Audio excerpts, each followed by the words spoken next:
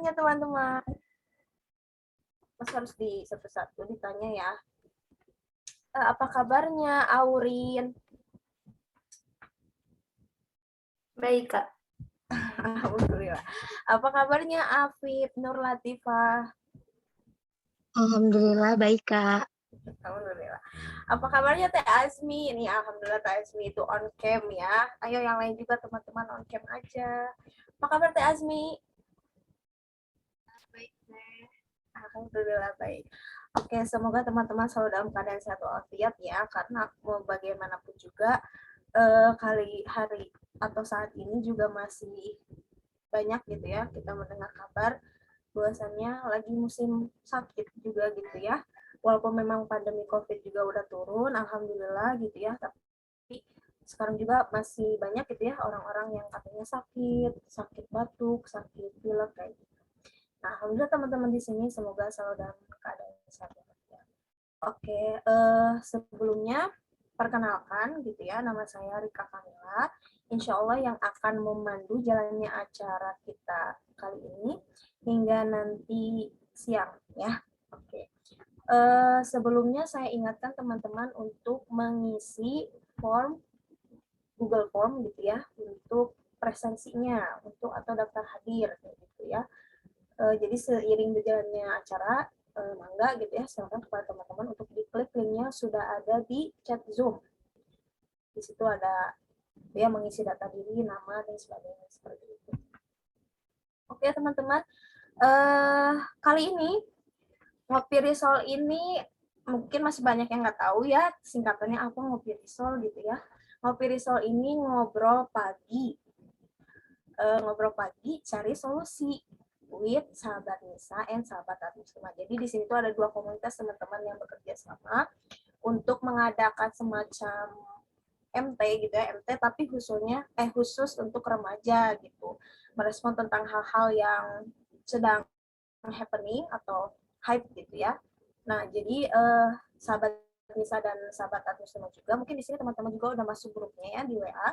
Kalau ada yang belum masuk, ayo segera masuk ya karena insya Allah dalamnya insya Allah bermanfaat semua.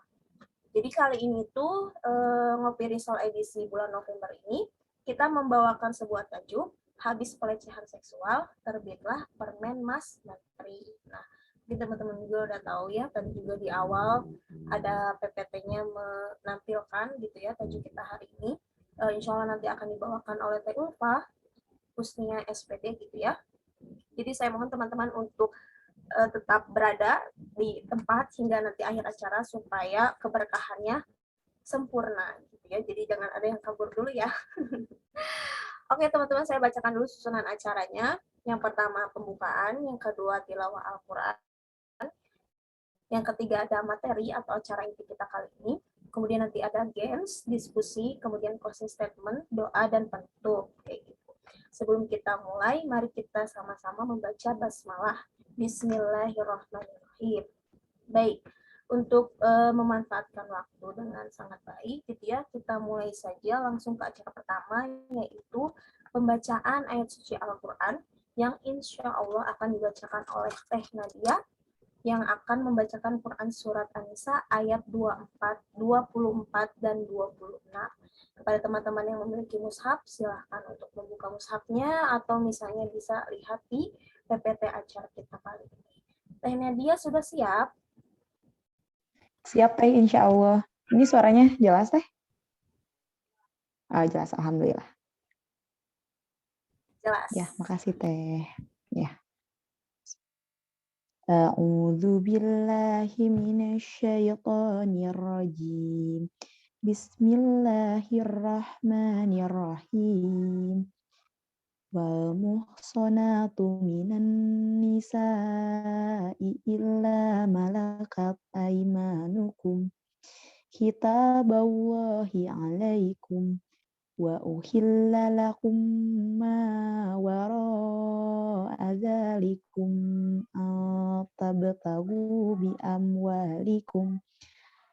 tabtagu bi amwalikum muhsinina ghairu musafihin famastamta'tum bihi minhunna fa'atuhunna ujurahunna fariidah wala junaha 'alaikum fima taradaitum bihi min ba'dil fariidah innallaha kana 'aliman hakima yuridullahu liyubayyina lakum wabahdiyakum sunanal ladzina min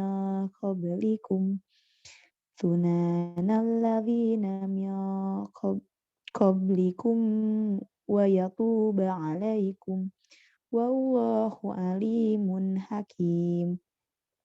Aku berlindung kepada Allah dari godaan setan yang terkutuk dengan menyebut nama Allah yang Maha Pengasih lagi Maha Penyayang. Dan diharamkan juga kamu menikahi perempuan yang bersuami kecuali hamba sahaya, perempuan tawanan perang yang kamu miliki, sebagai ketetapan Allah atas kamu, dan dihalalkan bagimu selain perempuan-perempuan yang demikian itu, jika kamu berusaha dengan hartamu untuk menikahinya, bukan untuk berzina. Maka karena kenikmatan yang telah kamu dapatkan dari mereka, berikanlah mas kawinnya kepada mereka sebagai suatu kewajiban. Tetapi tidak mengapa jika ternyata di antara kamu telah saling merelakannya. Setelah ditetapkan, sungguh Allah Maha Mengetahui, Maha Bijaksana. Allah hendak menerangkan syariatnya kepadamu dan menunjukkannya jalan-jalan kehidupan orang yang sebelum kamu, para nabi dan orang-orang soleh, dan dia menerima taubatmu. Allah Maha Mengetahui, Maha Bijaksana, Maha benar Allah dengan segala firman-Nya.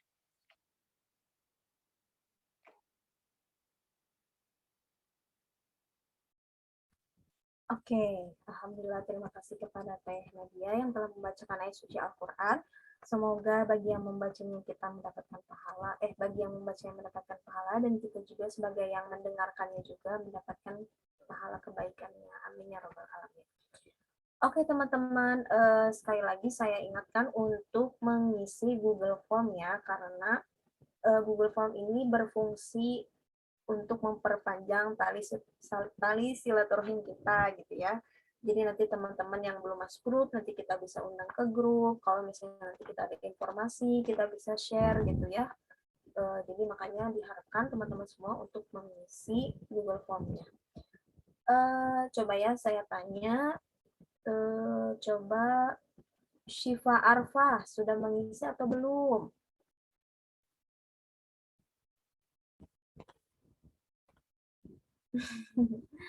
Halo Syifa. Oke, mungkin Syifa sedang ke belakang ya. Coba tanya Asma nih, Asma. Asma Sudah, Teh. Sudah. Oke, bagus.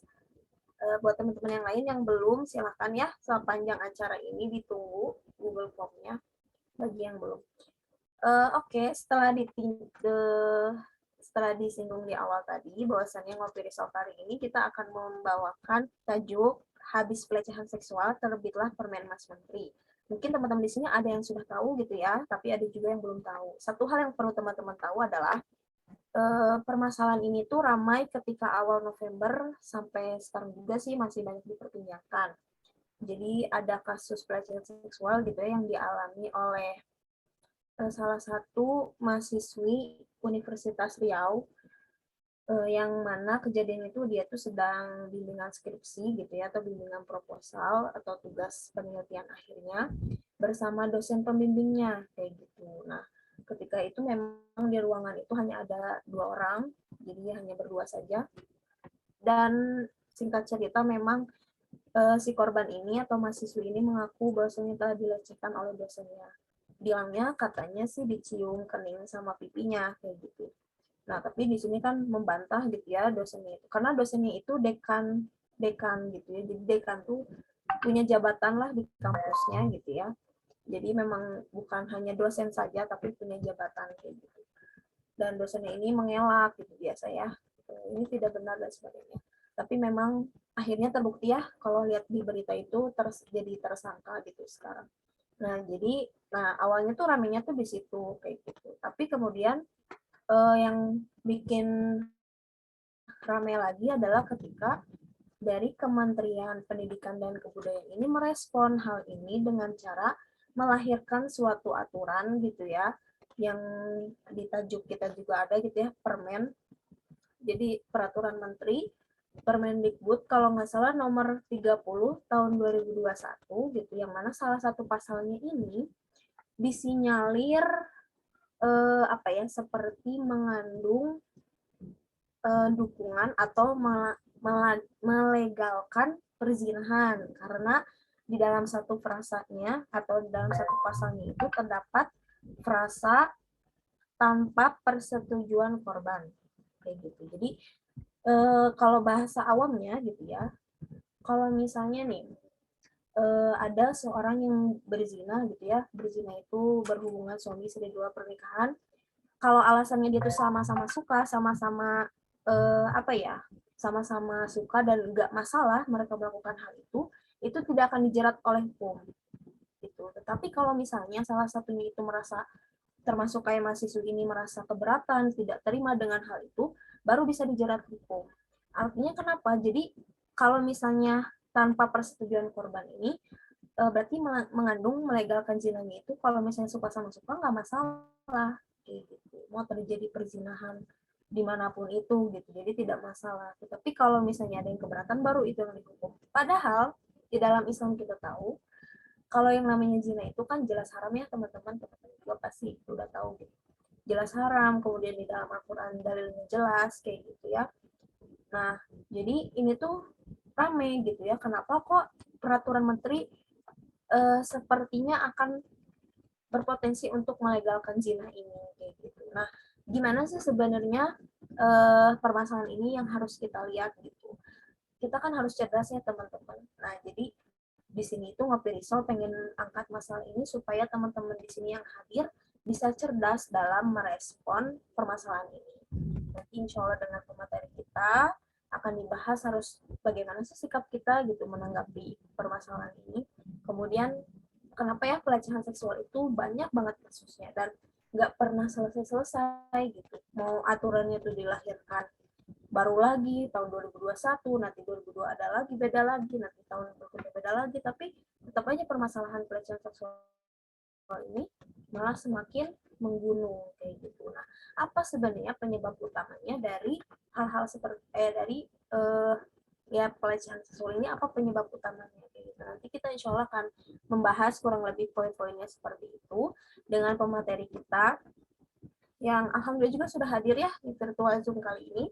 Tapi sebelum disapa, saya izin mohon untuk membacakan CV-nya biar kita kenal, sama-sama kenal.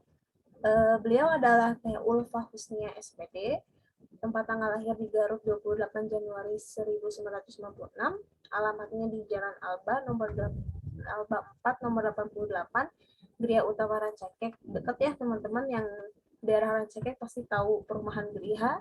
Kemudian statusnya belum menikah, pendidikannya teman-teman bisa lihat.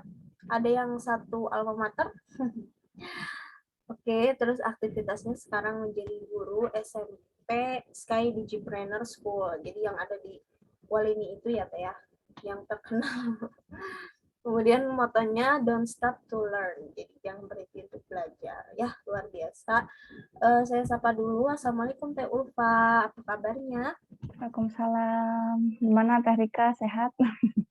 Alhamdulillah sehat-sehat. Teh, kurang lebih mungkin materinya seperti itu ya Teh, yang tadi sudah dijelaskan.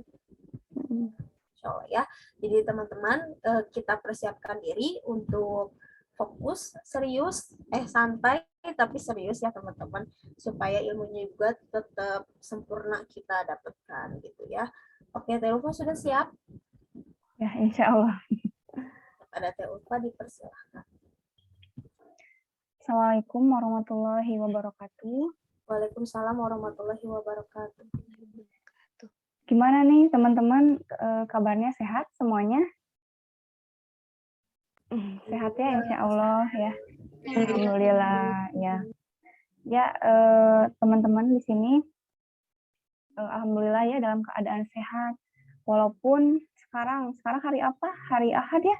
Teman-teman mungkin seharusnya jalan-jalan atau misalnya pergi kemana gitu kan, refreshing gitu misalnya. Tapi ternyata teman-teman mau meluangkan waktu di sini atau mungkin kalian teman-teman juga di sini lagi ada yang sambil kumpul keluarga gitu ya, sambil mendengarkan ini ya, Masya Allah gitu. Jadi apa namanya, semoga aja gitu ya dengan apa ya, dengan teman-teman di sini ini mengikuti acara ini bisa mendapatkan ilmu lagi ya gitu ya. Jadi kita bisa sharing-sharing gitu ya bareng-bareng gitu. Nah, tadi mungkin sama Teh Rika udah disinggung ya, udah disinggung sedikit bahwa sekarang itu kita akan membahas tentang yang lagi rame-rame itu ya, yaitu tentang pelecehan seksual gitu.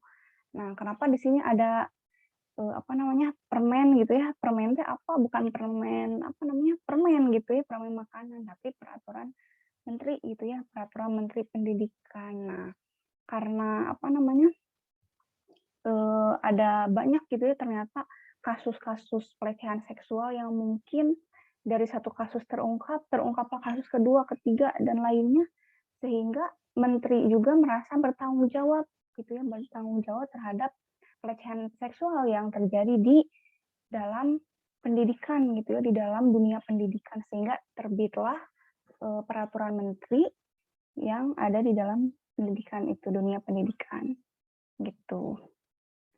Nah, di ini ya, di next ya Teh.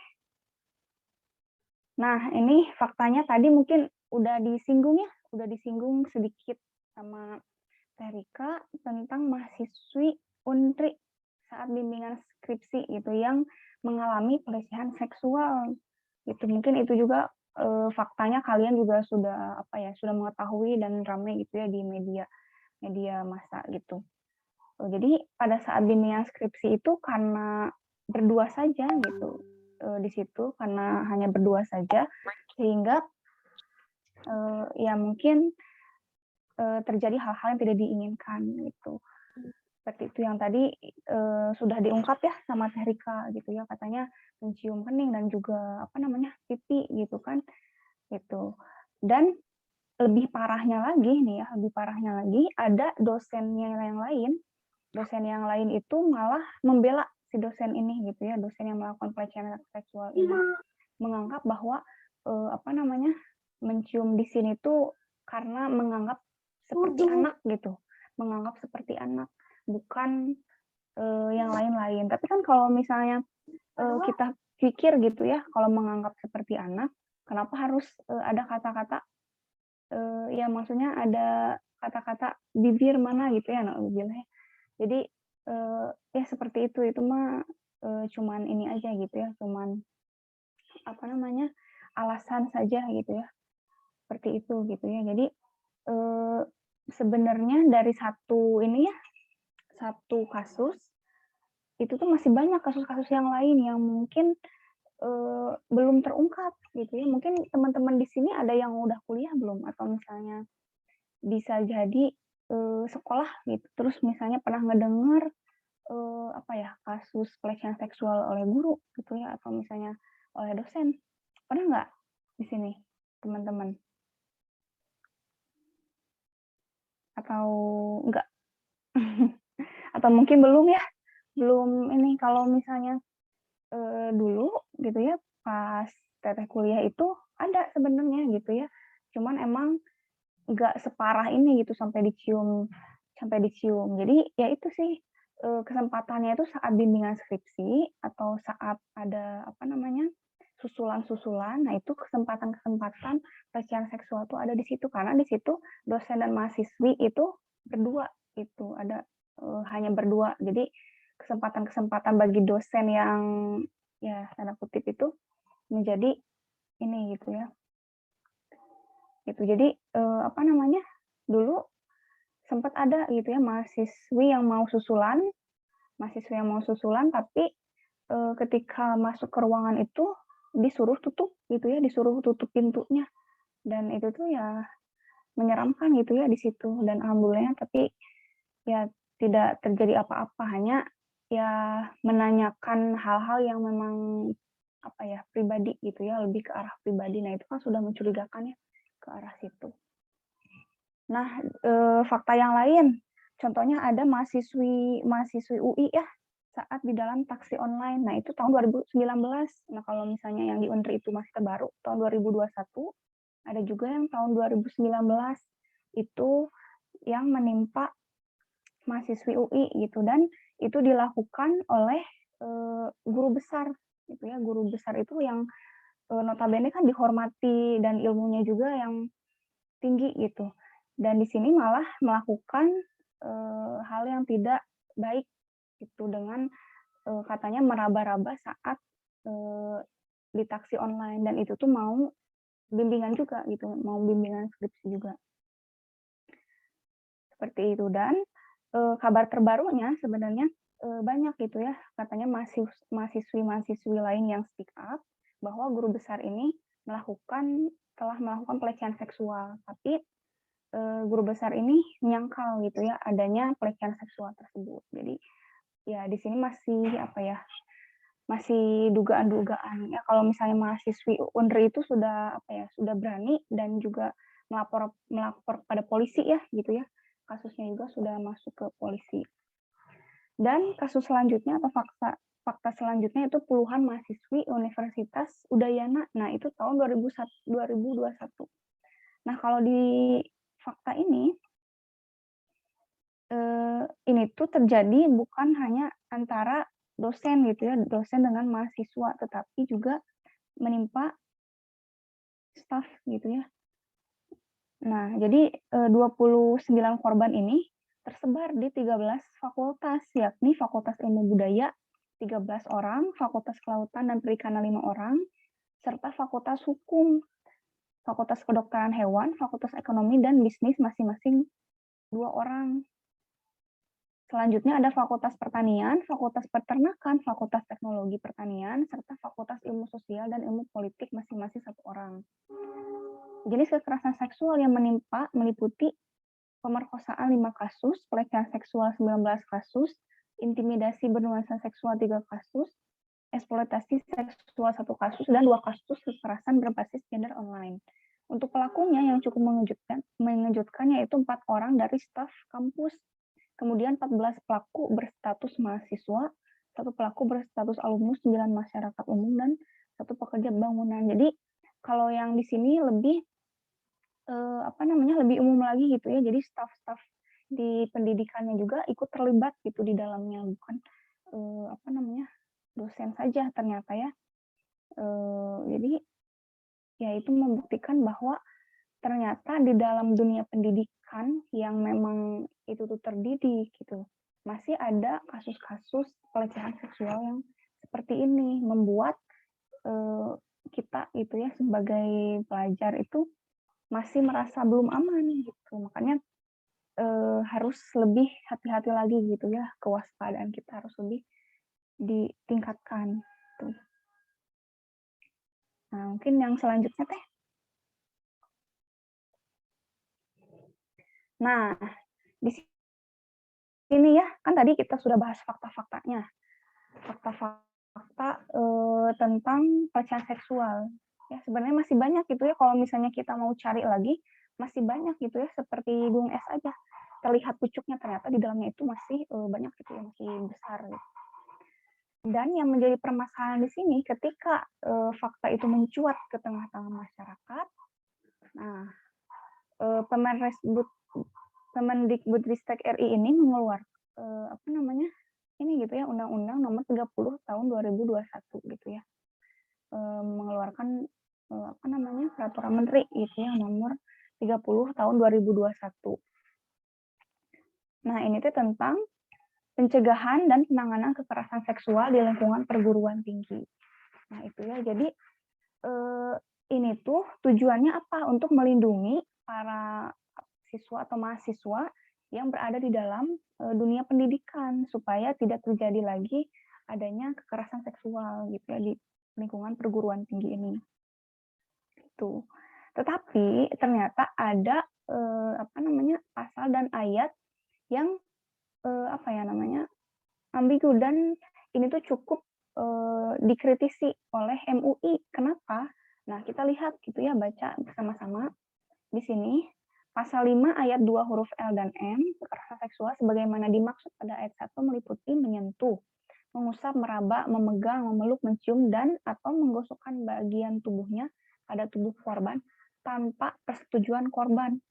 Dan ini juga yang M, membuka pakaian korban tanpa persetujuan korban. Nah, di sini jelas ya, tanpa persetujuan korban berarti apa? Berarti kalau persetujuan korban boleh dong gitu. Nah, ini menimbulkan tanda tanya dan kontra gitu ya di MUI ini. MUI mengkritisi kata-kata ini gitu ya, tanpa persetujuan korban ini. Gitu. Jadi dengan adanya peraturan Menteri Pendidikan ini ternyata malah menambah problem lagi, melindungi dengan melegalkan zina gitu kan. Ini sebenarnya bukan hal yang bagus gitu ya, karena seharusnya untuk melindungi mahasiswa ini seharusnya harus dengan sistem Islam gitu ya, malah dilegalkan zina gitu ya dengan kata-kata ini tanpa persetujuan korban. Itu ya. Nah, di sini ada survei juga nih. Survei membuktikan tahun 2019 terkait pelecehan seksual di ruang publik, Koalisi Ruang Publik Aman menemukan lingkungan sekolah dan kampus menduduki urutan ketiga lokasi terjadinya tindak kekerasan seksual. Gitu. Jadi ini 3 besar gitu ya, kampus ini termasuk 3 besar yang menduduki peringkat terjadi pelecehan seksual gitu ya, yang ketiga gitu. Jadi yang pertama itu di jalanan, yang kedua itu transportasi umum, dan yang ketiga itu kampus. Jadi kampus ini masih belum bisa dikatakan sebagai tempat yang aman gitu.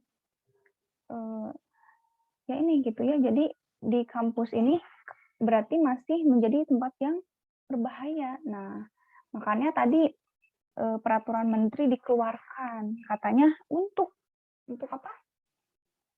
Untuk ini gitu ya, untuk melindungi mahasiswi dari pelecehan seksual. Tapi malah apa? Malah jadinya seperti melegalkan zina. Jadi kalau misalnya gini, jadi maksudnya, jadi kalau misalnya mahasiswinya itu mau aja mah ya nggak apa-apa gitu ya kan, karena tidak terpaksa gitu ya. Tapi kalau misalnya mahasiswinya itu terpaksa, nah itu baru kekerasan seksual gitu. Nah padahal salah gitu ya, bukan seperti itu. Nah, dan sebenarnya peraturan menteri yang tadi yang telah kita bahas itu ada sangkut pautnya dengan RUU PKS juga. Ya teman-teman di sini tahu nggak RUU PKS? Ada yang tahu? Ya mungkin sempat dengar gitu ya RUU PKS itu apa gitu. Jadi RUU PKS itu rancangan undang-undang pelecehan kekerasan seksual gitu ya. Jadi masih ada keterkaitan di sini. Nah, kalau misalnya Permendikbud itu sudah sudah disahkan, kalau RUU PKS ini masih digodok gitu ya. Nah, ini tuh sebenarnya salah satu juga Permendikbud itu salah satu yang mendukung gitu ya RUU PKS gitu. Karena di sini membuat hubungan seksual bebas itu dibolehkan. Padahal kan yang namanya zina itu ya kalau di dalam Islam itu apa? Haram ya, jelas. Zina itu haram. Gitu. Jadi karena hukum sekarang itu tidak memberikan kejelasan gitu ya kepada setiap pasal sehingga membuka ruang berpikir yang lain. Tadi gitu kalau kita lihat memang sih awalnya bagus gitu ya. Coba Teh ke yang sebelumnya lagi. Yang pasal yang sebelumnya itu membuka pakaian korban tanpa persetujuan, yang tadi menyentuh, mengusap, meraba itu dilindungi gitu ya. Tapi ternyata kalau misalnya persetujuan korban ada, berarti kan tidak apa-apa ya, tidak akan dapat hukum. Nah, jadi di sini yang dapat hukum itu apa? Kalau tanpa persetujuan korban. Gitu. Nah, kalau misalnya ada persetujuan korban, berarti boleh-boleh saja dong, berarti tidak disanksi dong. Seperti itu. Nah, itu dari segi ini ya tadi ya dari segi frasa undang-undangnya saja Permendikbudnya juga itu masih apa ya masih tidak jelas gitu ya, tidak memberikan kejelasan gitu ya kepada setiap pasalnya. Tuh. Ya, next. Nah, lalu kalau misalnya kita pengen tahu faktor-faktor pemicu pelecehan seksual itu apa sih kok bisa gitu ya? Padahal di kampus gitu ya, yang lingkungan apa ya terdidik gitu ya, berpendidikan, tapi kok masih ada gitu ya perilaku-perilaku yang tidak mendidik seperti itu gitu ya, perilaku-perilaku meresahkan. Nah, ini faktor-faktor pemicu pelecehan seksual itu, yang pertama para mahasiswinya tidak menutup aurat gitu. Masih banyak ya kita lihat mahasiswi-mahasiswi yang tidak menutup aurat gitu ya, memperlihatkan kecantikannya gitu ya. Walaupun nih ada misalnya yang menutup aurat pakai kerudung, tapi pakaiannya tetap saja apa namanya memperlihatkan lekuk tubuh gitu ya, ngetap gitu. Nah, itu juga sama gitu ya, tidak menutup aurat secara sempurna gitu.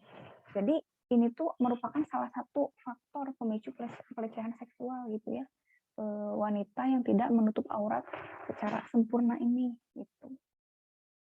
Itu karena apa gitu ya? Karena yang namanya laki-laki itu ya pasti akan suka gitu ya kalau melihat perempuan-perempuan yang memang apa namanya memperlihatkan gitu ya lekuk tubuh seperti ini gitu ya, karena tidak tadi gitu ya tidak menutup aurat secara sempurna gitu. Dan yang kedua apa ini mengakses situs porno. Nah, karena sekarang zamannya internet ya, internet itu ada di genggaman HP. Kalau dulu mah mungkin kalau mau ke internet teh harus ke warnet gitu. Kalau mau ke internet, mau nugas apa kan harus ke warnet, itu searching apa gitu ya, download itu harus ke warnet. Kalau sekarang mungkin ada di HP masing-masing bisa gitu. Terus juga ada WiFi kan sekarang mah lebih mudah diakses itu ya, internet itu ya lebih mudah gitu diakses. Sehingga ini mengakses situs porno juga mudah gitu. Nah, bisa jadi para dosen-dosen ini juga ada gitu ya yang mengakses situs porno ini. Gitu. Kenapa sih bisa gitu? Kok kan itu apa ya namanya situs yang istilahnya teh inilah gitu ya tidak baik, situs yang tidak baik kok bisa diakses? Ya karena masih banyak situs-situs yang belum diblokir gitu ya oleh pemerintah gitu. Seperti itu. Jadi ini alasan kedua gitu ya faktor memicu pelecehan seksual. Ya, dilanjut. Nah, pergaulan bebas. Pergaulan bebasnya seperti apa ya? Seperti ini ada di foto ini gitu ya. Ini main bareng-bareng gitu ya. Foto bareng-bareng laki-laki sama perempuan ikhwan akhwat bersatu gitu ya. Sahabatan. Nah, di sini teman-temannya harus hati-hati gitu ya. Jangan sampai aku mah mendingan mah sahabatan sama lawan jenis gitu ya, sama laki-laki. Nah, enggak seperti itu ya, tidak seperti itu. Tapi kita harus sahabatnya dengan wanita lagi gitu ya, dengan perempuan lagi. Karena apa ya? Karena itulah yang diperintahkan oleh Islam. Nah, justru dari sinilah gitu ya, awalnya itu sahabatan nih sama laki-laki gitu ya, lama-lama misalnya ada rasa suka. Dari rasa suka itu jadi lah pacaran. Ya udah gitu ya, dari pacaran ini kan udahlah terjadi berbagai macam dosa gitu. Sok teman-teman lihat gitu ya yang pacaran, apakah yang pacaran itu nggak pegangan tangan misalnya ya, atau misalnya pelukan, ya pastilah gitu ya yang namanya pacaran ngapain? Ya pasti apa kegiatannya ketemuan gitu ya, janjian di mana, di kafe misalnya atau jalan-jalan bareng, kan seperti itu pacaran gitu ya. Ada nggak pacaran gitu yang positif gitu ya? Memang sih udah dia mah selalu ini gitu ya, selalu apa namanya selalu mengingatkan ke jalan kebaikan misalnya seperti itu, selalu ngingetin ibadah, selalu ngingetin belajar misalnya. Tapi tetap aja kan itu tuh merupakan sebuah hal yang dosa gitu ya. misalkan perbuatan maksiat ini apa namanya pergi bareng-bareng gitu kemana gitu itu kan tidak boleh gitu karena apa karena nanti ada setan gitu ya yang ketiganya gitu ya kan ketika berdua-duaan maka nanti yang ketiganya setan gitu terus gitu ya yang awalnya tadinya jauhan nih ya laki-laki perempuan jauhan gitu ya beberapa minggu setelahnya semakin dekat semakin dekat ya itulah kenapa bisa seperti itu karena setan terus gitu ya ngebisikin ayolah gitu ya masa sih gitu ya pacaran tuh gini-gini aja masa sih katanya sayang tapi kok nggak pernah apa namanya menyentuh gitu kan terus gitu ya setan tuh membuat alasan-alasan supaya manusia tuh melakukan dosa itu merasa apa ya tidak apa-apa gitu dah ini mah sayang misalnya rasa sayang gitu ya bukan sebuah perilaku dosa. Nah, gitu. Jadi teman-teman harus apa namanya mungkin gitu ya mengingatkan juga kepada teman-teman yang lain gitu ya akan bahaya pergaulan bebas ini. Yang terakhir di sini tidak mengkaji Islam. Nah, ini juga satu hal yang penting. Kenapa tadi bisa ada orang yang bergaul bebas, tidak menutup aurat atau tidak menutup aurat secara sempurna dan mengakses situs-situs yang terlarang itu kenapa? Ini akarnya itu karena tidak mengkaji Islam dengan sempurna gitu ya. Mereka itu jauh dari Islam. Mereka itu tidak ingin ada apa namanya? Ya seperti ini tidak mengkaji Islam gitu ya, tidak ada keinginan mengkaji Islam sehingga bagaimana mereka tahu kalau misalnya menutup aurat secara sempurna itu wajib? Bagaimana mereka tahu apa namanya haramnya pacaran misalnya kalau tidak mengkaji Islam. Jadi ini teh salah satu faktor yang penting gitu.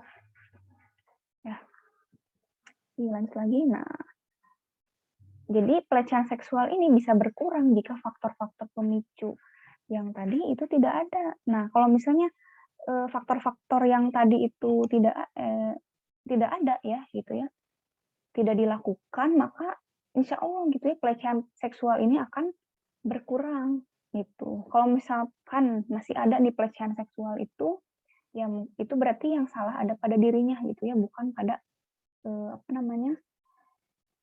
Ya mungkin dirinya itu apa ya? Melenceng lah gitu ya, agak melenceng gitu. Ya, next.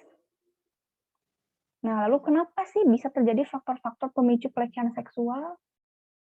Kenapa gitu ya bisa terjadi hal itu? Misalnya nih, kita gitu ya, kita teh udah kayak gitu ya, kita teh sudah berusaha mengkaji Islam, sudah apa namanya menutup aurat gitu ya, tidak mengakses situs-situs itu atau juga kita tadi gitu ya, tidak ikhtilat dan juga tidak bergaul secara bebas.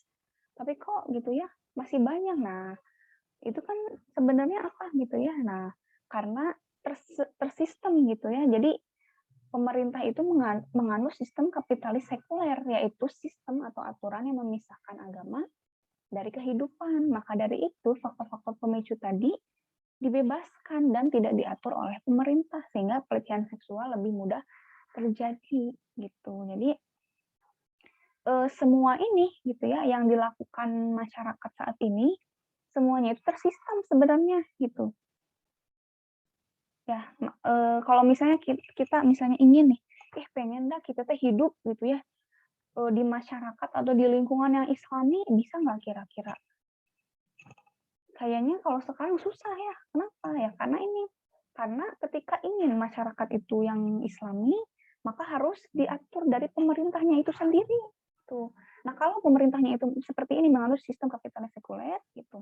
Nah, maka yang terjadi di masyarakat juga seperti itu. Gitu. Nah, di sini ya apa sih gitu ya kapitalis sekuler itu yaitu sistem atau aturan yang memisahkan agama dari kehidupan. Kayak gimana sih memisahkan agama dari kehidupan? Ya contoh kecilnya misal gini. Mungkin teman-teman kalian juga ya masih banyak gitu yang menutup aurat secara sempurna gitu ya ketika sholat atau ketika ke masjid gitu ya. Wah, pokoknya pakaiannya bunyi. Tapi ketika main sama teman-teman atau misalnya keluar rumah biasa boro-boro gitu ya pakai kerudung-kerudung acan misalnya kayak gitu. Nah, itu kan memisahkan agama gitu ya dari kehidupan. Jadi agama mah udah wedi masjid gitu ya. Kalau di luar masjid mah biasa weh gitu ya. Nah, sama halnya dengan pemerintah.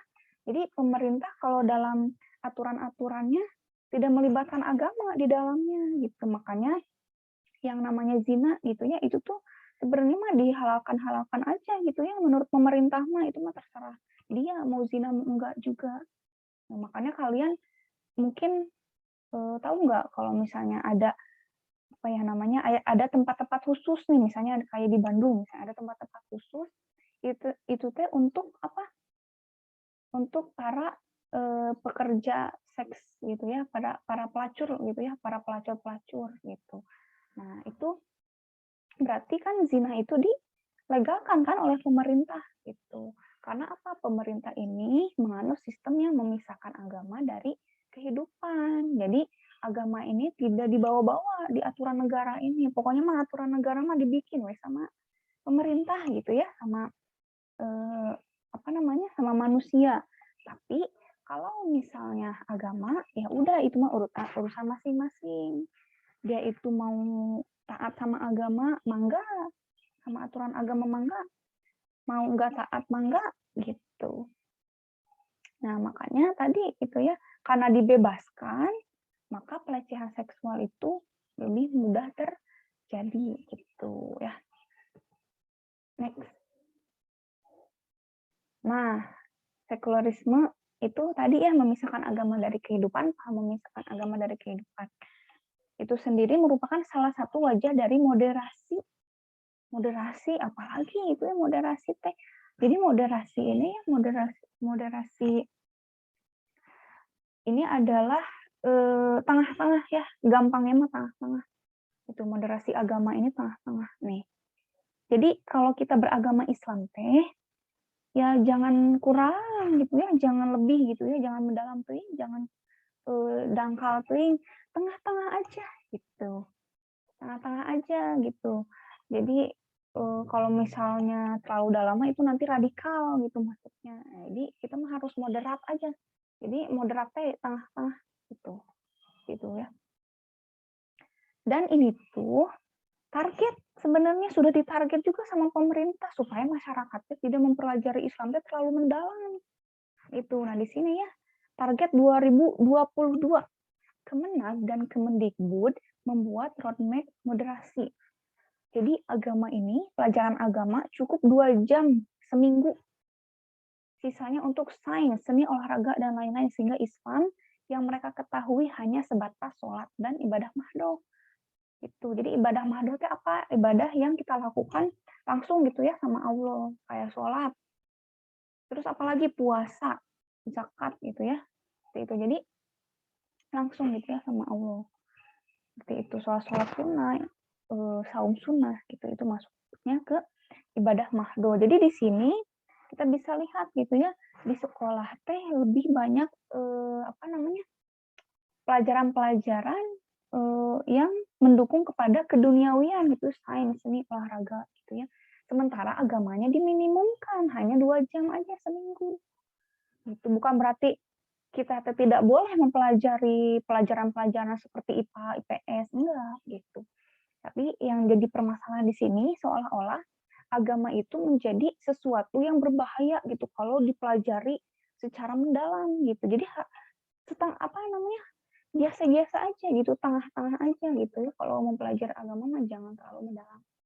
Seperti itu gitu ya. Jadi memang sudah dirancang oleh pemerintahnya itu sendiri supaya Islam itu tidak benar-benar ya sebagai muslim juga tidak benar-benar mengetahui atau memahami Islam itu sendiri gitu. Next.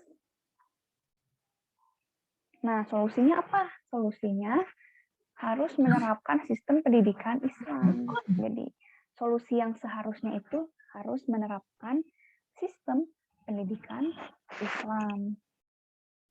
Itu. Ya, sistem pendidikan Islam itu seperti apa sih? Nah, ini sini. Ketika pemerintah itu menerapkan sistem pendidikan Islam, yang pertama itu akan diterapkan yaitu menanamkan akidah Islam sesuai metode yang tepat. Nah, sebelumnya gini ya, kita akan membedakan sistem pendidikan Islam dengan sistem pendidikan yang selain Islam. Kalau sistem pendidikan selain Islam itu ibaratkan seperti segitiga gitu ya, seperti segitiga seperti ini. Jadi pada awal-awalnya kita mulai dari bawah sini, pada awal pembelajaran misalnya kita SD nih, segala macam dipelajari kan, matematika, bahasa Indonesia, apalagi bahasa Inggris, terus IPA ya itu mulai kelas atas ya, kelas 4 gitu ya.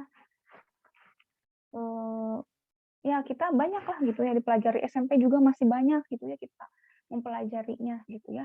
Tapi semakin ke atas, semakin bertambah tingkat pendidikan kita, semakin mengkerucut. S1 misalnya ya ketika kuliah. Ada jurusannya ya, jurusan apa? Misalnya jurusan, misalnya teteh gitu ya, jurusan biologi misal gitu ya. Kan udah gitu ya biologi. Nah ketika masuk ke S2 itu lebih mengkerucut lagi, ternyata biologi itu dibagi-bagi lagi gitu ya, ada misalnya mikrobiologi gitu ya, ada misalnya apa namanya biologi sel, macam-macam gitu ya. Jadi lebih mengkerucut lagi seperti itu kalau misalnya di pendidikan ala kapitalis gitu ya, yang selain Islam gitu. Dan lebih banyaknya juga yang dipelajari apa ya, pokoknya seputar ilmu-ilmu dunia aja seperti itu gitu. Seperti kita sekolah kan lebih banyak ilmu dunia ya daripada agama. Jadi agama mah cuman 2 jam seminggu gitu. Nah kalau di Islam, Islam itu ketika awal-awal pembelajaran nih masih anak-anak tuh terus digercep tuh apa? Akidah Islam. Akidah Islam senantiasa diajarkan, dipahami kepada siswa itu supaya siswa itu benar-benar mantap gitu akidah Islam. Nah, akidah Islam ini fungsinya untuk apa? Untuk pondasi gitu ya, pondasi dalam menjalankan kehidupan ini gitu supaya tidak mudah tergoyahkan gitu.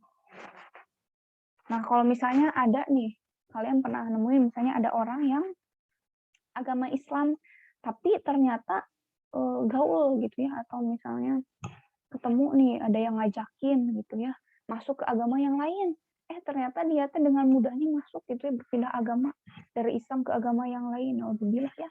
Nah itu tuh berarti akidah dia itu masih lemah gitu ya, belum kokoh gitu ya pondasinya itu. Nah seperti itu. Jadi yang pertama itu harus ditanamkan harus akidah Islam gitu ya, yang memang menancap gitu ya pada tiap orangnya gitu ya, sesuai dengan metode yang tepat gitu ya. Metode yang tepat itu yang seperti apa gitu ya? Ya metode yang bisa membuat siswa-siswa itu memahami secara benar gitu. Gitu. Jadi bukan hanya apa namanya seperti sekolah misalnya ya 1 minggu 2 jam gitu ya pelajaran akidah gitu, enggak. Metode seperti itu tidak akan bisa membuat tertanam gitu ya akidah Islamnya, tidak bisa seperti itu. Tetapi justru harus ya kalau bisa mah ya setiap hari akidah Islam itu apa namanya diajarkan gitu ya, dipahami kepada pelajar gitu. Itu. Ketika akidah Islam itu sudah apa namanya menancap gitu ya, menanam kepada diri pribadi masing-masing, maka apa yang dihasilkan? Yang dihasilkan adalah keimanan kepada Allah, ketakwaan kepada Allah gitu ya. Jadi ciri akidah Islam itu sudah menancap kepada pribadi masing-masing orang itu apa? Ketika orang itu sudah ada rasa takut sama Allah. Rasa takut sama Allah itu kayak gimana? Jadi kalau misalnya kita mau melakukan maksiat mikir-mikir lagi gitu ya beribu kali, takut gitu ya nanti bakal menambah dosa kita, tuh ya Allah murka gitu.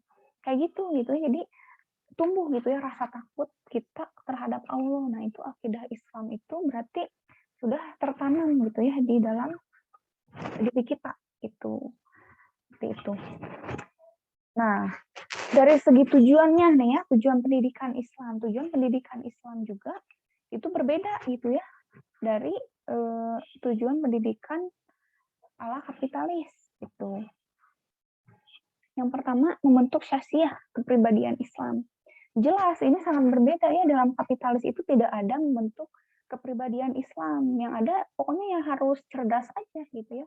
Bagaimana cara dia itu menyelesaikan berbagai macam problematika gitu ya dunia, atau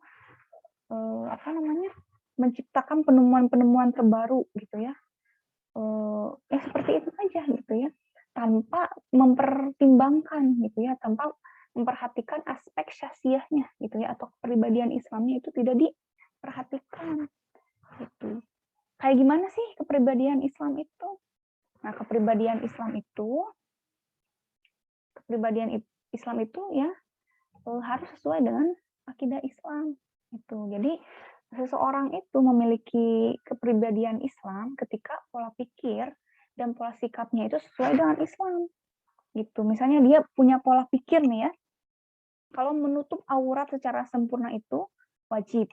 Lalu pola sikapnya apa? Pola sikapnya berarti dia itu melakukan gitu ya, menerapkan atau mengamalkan menutup aurat secara sempurna dalam kehidupan sehari-hari gitu.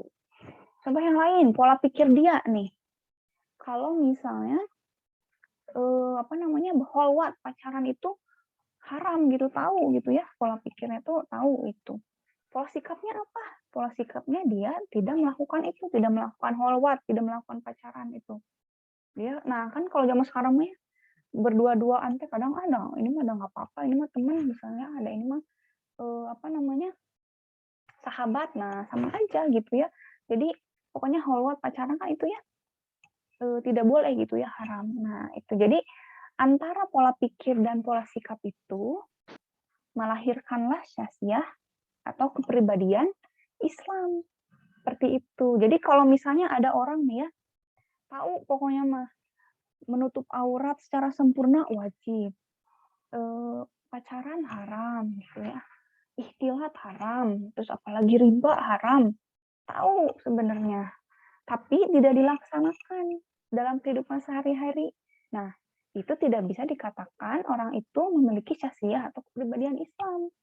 Gitu. Jadi, kalau misalnya ingin dikatakan orang itu memiliki syasiah atau kepribadian Islam, itu harus selaras antara pola pikir dan pola sikapnya. Kayak gitu ya. Nah, ketika belum tujuan pendidikan Islam itu ya salah satunya membentuk syasiah atau kepribadian Islam ya, seperti itu. Nah, itu tuh akan senantiasa diajarkan gitu ya kepada siswanya bagaimana gitu ya pribadi ini bisa menjadi pribadi yang bersyasiah Islam. Yang pertama itu ya karena akidahnya itu digecek terus gitu ya, ditanamkan akidah terus sehingga muncul tuh rasa takut terhadap Allah. Ketika muncul rasa takut kepada Allah gitu ya, pasti akan takut ya ketika melakukan maksiat, maka akan melakukan hal-hal yang diperintahkan oleh Allah gitu. Dan yang kedua, tujuan pendidikan Islam itu menguasai sakofah Islam ya. Sakofah Islam itu banyak ya, ada tentang fikih Islam gitu ya, tata cara, misalnya tata cara sholat itu juga ya masuk gitu ya ke sakofah Islam, banyak gitu ya, banyak sekali gitu. Jadi step-stepnya itu memang yang paling pertama itu harus akidah gitu ya, dan kesananya itu baru sakofah gitu ya. Sakofah Islam, bagaimana sih hukumnya, misalnya hukumnya kita minjem di bank, nah itu juga merupakan sakofah Islam gitu. Bagaimana sih cara berzakat itu gitu ya, segimana sih zakat itu, zakat Idul Fitri atau zakat biasa gitu, kayak gitu. Terus apalagi ya, bagaimana sih kita tahu air ini tuh merupakan air yang bisa dipakai untuk wudhu atau enggak, misalnya gitu. Karena air yang dipakai untuk wudhu itu harus air yang suci dan mensucikan. tidak boleh air yang suci aja gitu, karena air yang suci itu belum tentu mensucikan gitu. Kayak air teh nih, air teh suci nggak suci, tapi tidak mensucikan. Jadi tidak bisa air teh itu dipakai untuk berwudu. Nah, itu juga merupakan salah satu sakofal Islam. Jadi banyak gitu ya sakofal Islam ini, dan itu tuh harus dipelajari oleh kaum muslimin dan muslimat gitu. Jadi emang pendidikan Islam ini itu seperti segitiga yang terbalik gitu ya, segitiga terbalik. Jadi pada awalnya itu banyaknya itu Islam aja gitu ya, nggak belajarnya itu nggak belajar apa namanya misalnya bahasa Inggris atau apa enggak, tapi lebih kepada Islam gitu, bagaimana menguatkan akidahnya, bagaimana membentuk syahsiah Islam, bagaimana menguasai sakofah Islam gitu ya. Lalu selanjutnya apa? Tujuan pendidikan Islam yaitu menguasai ilmu kehidupan. Nah, di sini ilmu kehidupan ini yaitu menyangkut apa? Sains, gitu ya, kedokteran, matematika, fisika, astronomi. Nah, itu banyak ilmu kehidupan. Itu juga penting dipelajari karena manusia itu merupakan khalifah gitu ya di bumi itu gitu, merupakan pemimpin gitu ya di bumi itu. Bagaimana supaya manusia itu mengatur dunia ini dengan sebaik-baiknya gitu, memanfaatkan segala yang ada gitu ya, sarana-sarana di dunia ini, yaitu tujuan akhirnya apa ya, untuk beribadah kepada Allah gitu, seperti itu gitu ya. Jadi apa namanya, dari mulai akidah Islam, syahsiah Islam, tokoh Islam, lalu ilmu kehidupan seperti itu. Lalu selanjutnya pemisahan kelas laki-laki dengan perempuan. Nah, itu ya, dalam sistem pendidikan Islam ketika di kelas ini laki-laki itu dan perempuan harus dipisahkan. Makanya nggak akan tuh perempuan sama laki-laki campur baur gitu ya, hurai-hurai gitu ya. Tidak akan terjadi juga pelecehan seksual ya, karena laki-laki dengan laki-laki, perempuan dengan perempuan. Nah, dulu mah ini kan kalau misalnya apa namanya, zaman zaman apa itu ya, zaman SD itu ya, dulu pernah ada laki-laki yang ngintip-ngintip gitu ya, jadi bawa kaca yang kecil gitu, disimpan gitu ya di kolong rok perempuan supaya bisa noong apa namanya, noong yang di dalam rok itu gitu kan, itu merupakan salah satu pelecehan seksual juga ya. Nah, itu kan terjadi ketika apa, dicampur gitu ya kelasnya dengan perempuan gitu, laki-laki dengan perempuan gitu. Ada juga katanya yang apa namanya, cerita yang apa namanya, kalau yang tidak pakai kerudung kan mungkin terlihat ya ininya gitu ya, mungkin kadang-kadang si apa namanya, tali ininya gitu ya, tali beraknya itu terlihat. Nah, itu pernah gitu ya ada cerita yang dimainin gitu ya, digituin gitu ya tali beraknya itu sama laki-laki. Nah, itu juga sebenarnya merupakan salah satu pelecehan juga gitu. Nah, itu terjadi apa? Karena tidak dipisah antara laki-laki dan perempuan gitu. Atau ketika membahas hal-hal yang sensitif nih, misalnya ya membahas biologi gitu ya. Nah, hal sensitif misalnya tentang keperempuanan gitu ya. Kan pasti akan malu ya ketika misalnya membahas tentang head gitu ya. Perempuan gimana sih misalnya cara apa namanya, terjadinya, atau misalnya kenapa head itu bisa terjadi, atau bagaimana cara membersihkannya misalnya ya. Nah, itu kan pasti akan malu gitu ya, canggung ketika disatukan kelasnya itu dengan laki-laki gitu. Nah, selanjutnya apa? Tidak diperbolehkan kholwat atau berdua-duaan. Nah, ini jelas sekali ya. Makanya ketika mahasiswa dengan dosen, ketika misalnya dosen itu sendiri gitu ya, sebaiknya mah ya jangan, atau enggak kalau misalnya kita itu mau bimbingan gitu, kalau bisa sih harus ada temennya lagi gitu ya, supaya tidak berdua-duaan gitu, atau enggak lihat situasi di sana lagi sepi, atau misalnya lagi ada orang atau tidak. Kalau misalnya tidak ada orang, ya kita harusnya bisa speak up gitu ya. Bapak maaf, di sini nggak ada siapa-siapa. kalau bisa mah di ruangan atau misalnya yang ada dosen lain gitu kan, supaya tidak apa namanya berdua-duaan atau khalwat gitu. Lalu selanjutnya tidak diperbolehkan istilah atau campur baur laki-laki dengan perempuan. Ya, ini jelasnya ketika ada percampur bauran laki-laki dan perempuan itu akan lebih mudah gitu ya terjadi pelecehan seksual. Tuh. Next. Nah, pencegahannya apa? Ya berarti harus menutup aurat untuk perempuan maupun laki-laki ya secara sempurna. Supaya apa? Supaya apa namanya? Supaya pandangannya terjaga gitu ya. Ketika laki-laki memandang perempuan nih, oh udah lewat. Oh ya, bentar. Ya, jadi menutup aurat untuk perempuan laki-laki itu wajib gitu ya hukumnya supaya pencegahan gitu ya, pencegahan pelecehan seksual. Gitu. Jadi kalau misalnya laki-laki nih ketika memandang perempuan nih ngelihat misalnya ini kan ketika menutup aurat kan itu laki-laki tidak melihat aurat ya dan juga tidak terbangkitkan juga gitu ya hasratnya itu. Haramnya berkholwat berarti tidak boleh berkholwat. Melarang perempuan tabarruj berlebihan. Tuh apa namanya pakai make up gitu ya sehingga mukanya tuh jadi wah gitu ya pokoknya jadi cantik sekali gitu. Nah itu sudah tabarruj gitu ya berlebihan sehingga mengandung mengundang gitu ya mengundang juga laki-laki untuk apa ya namanya jadi diibaratkan perempuan teh gulanya gitu ya laki-laki semutnya gitu kan gula manis gitu ya. Nah ini perempuan ini manis cantik jadi kan mengundang para semut-semut gitu.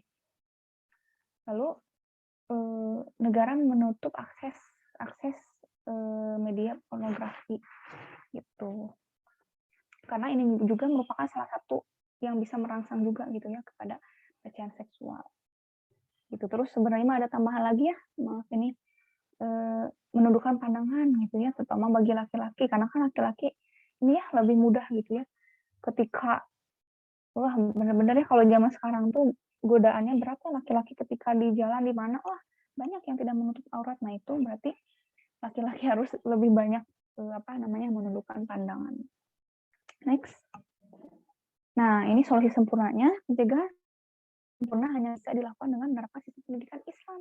Jadi satu-satunya yang bisa mencegah apa namanya terjadinya pelecehan seksual itu harus diterapkan sistem pendidikan Islam dalam dunia pendidikan karena sistem pendidikan Islam tadi seperti yang telah kita bahas tadi itu gitu ya ada tujuannya apa gitu ya itu tuh benar-benar bisa mencegah gitu, mencegah dari perbuatan pelecehan seksual itu. Nah di sini juga di garis bawahi tetapi sistem pendidikan Islam ini tidaklah bisa diterapkan tanpa menerapkan sistem Islam dalam seluruh aspek kehidupan karena saling berkaitan satu sama lain. Nah, sistem Islam ini nggak bisa berdiri sendiri. Ya udah kita terapkan deh gitu ya sistem pendidikan Islam. Nggak bisa gitu. Harus sistem Islamnya dulu yang diterapkan karena saling berkaitan. Jadi sistem pendidikan Islam ini berkaitan juga dengan sistem pendidikan dengan sistem ekonomi Islam, dengan sistem politik Islam saling berkaitan. Jadi harus keseluruhan. Jadi intinya solusinya itu harus diterapkan sistem Islam itu dalam seluruh aspek kehidupan, mau itu sistem pendidikannya, mau itu sistem politiknya, ekonominya, dan semuanya itu. Maka pelecehan seksual ini bisa apa namanya dicegah gitu.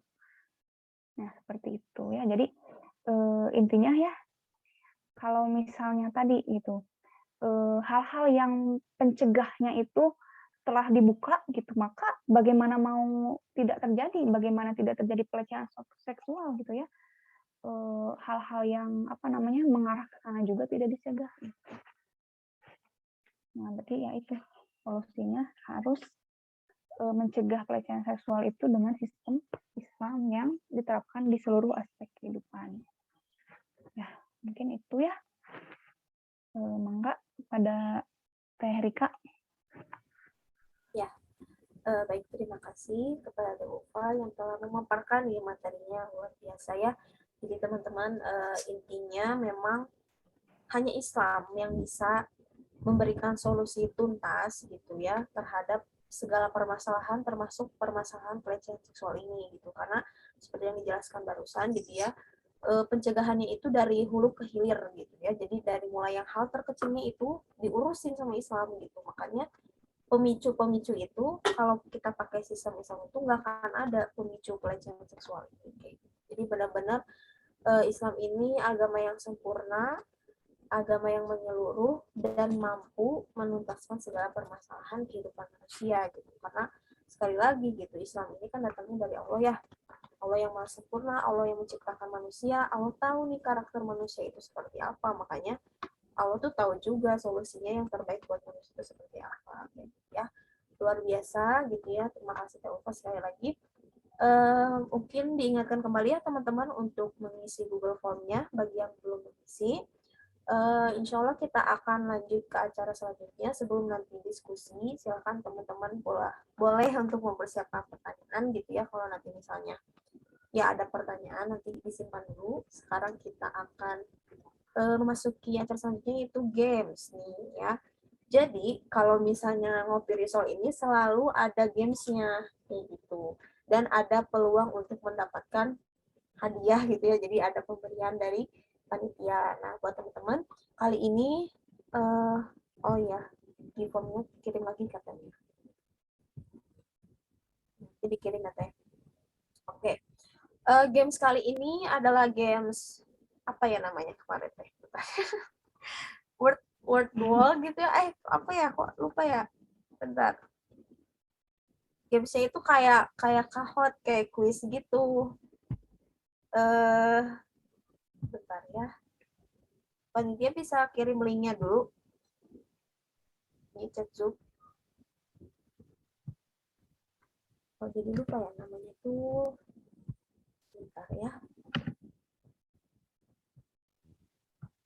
Namanya itu adalah Word Wall ya. Jadi nama games itu adalah Word Wall. Isinya sih kurang lebih kayak kalau misalnya teman-teman pernah main Kahoot, nah itu mirip banget sama Kahoot kayak gitu ya. Jadi isinya kuis, nanti ada pertanyaan, beberapa pertanyaan, kemudian nanti suruh pilih jawabannya yang mana, ada waktu gitu ya. Jadi di waktu semakin kita cepat menjawabnya, poin kita itu semakin besar. Tapi kalau misalnya kita semakin lama menjawabnya, nanti poinnya itu semakin kecil bonusnya. Kemudian nanti tuh ada ininya apa? Ada beberapa apa ya intinya bantuan gitu ya, kayak misalnya extra time, terus ada juga babak bonusnya gitu. Jadi setiap ada misalnya pertanyaan ketiga itu bonus kayak gitu. Bonusnya itu kayak berupa beberapa kartu gitu. Nanti di kartu itu tuh ada yang 50 poin, 200 poin, ada yang pokoknya yang kayak gitu-gitu. Nanti pilih misalnya teh ya, kita teh mau nandain yang 200 poin misalnya teh, kita perhatiin kartu yang 200 poin itu nanti bakal di switch. Jadi kayak di kesini, terus ke sini kayak gitu-gitu. Jadi harus fokus ya teman-teman. Nah, boleh mungkin dikirim bisa linknya atau harus sama saya?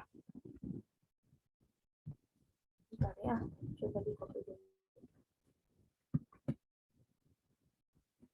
Jadi nanti pertama teman-teman isi dulu namanya.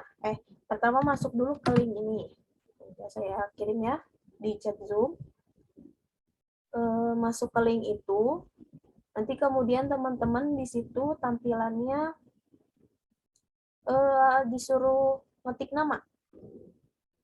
Nama, enter your name, judulnya di word wall ini kuis acara permainan ngopi risol ya. Ketik nama, nanti kemudian kalau udah pencet start. Ya, kayak gitu.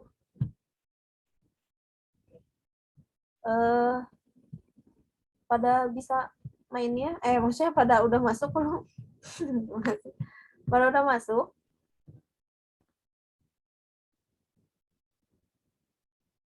Lagi loading teh.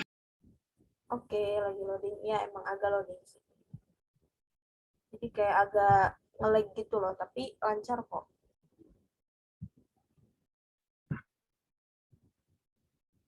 Jadi kalau misalnya ini,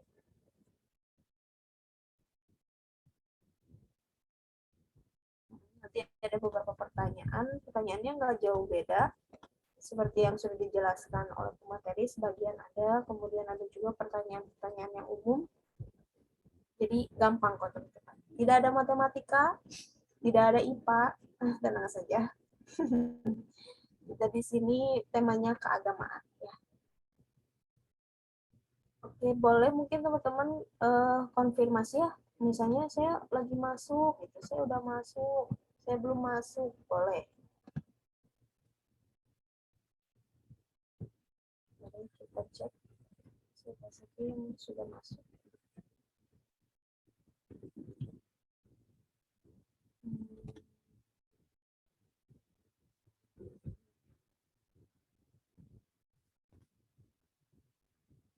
Nanti skor tertinggi akan mendapatkan hadiah dari panitia.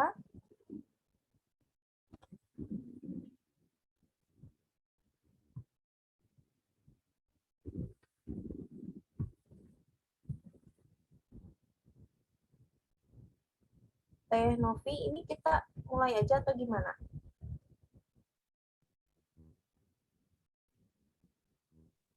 Ya Teh, mulai aja.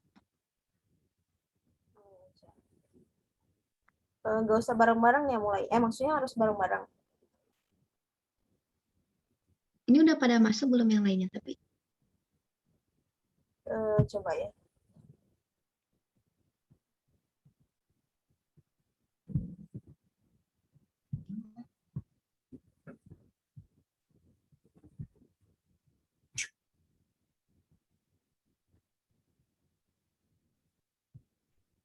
Coba yang teman-teman supaya di absen satu-satu. Teh Asmi ikutan nggak? Udah? Oke.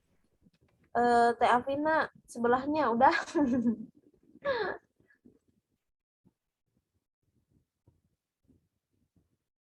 Udah ya kayaknya. Soalnya agak kayak memperhatikan. lagi ngerjain. Oh, udah ngerjain. Berarti udah mulai ya. Oke, nggak apa-apa. Oke, teman-teman, kalau yang udah masuk, boleh langsung ngerjain. Nanti skor tertingginya akan terlihat di panitia gitu ya. Jadi boleh langsung mulai aja. Dimulai dari sekarang. Aku juga mau main.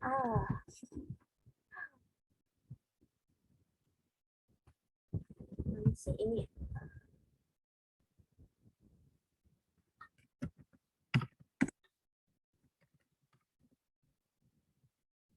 Start.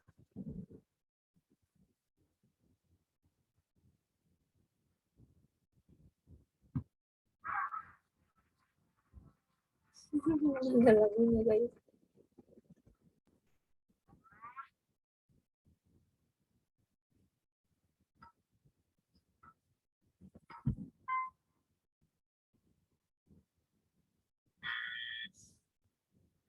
Salah ternyata.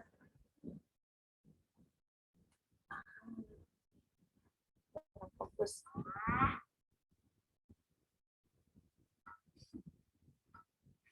Ini. Benar-benar.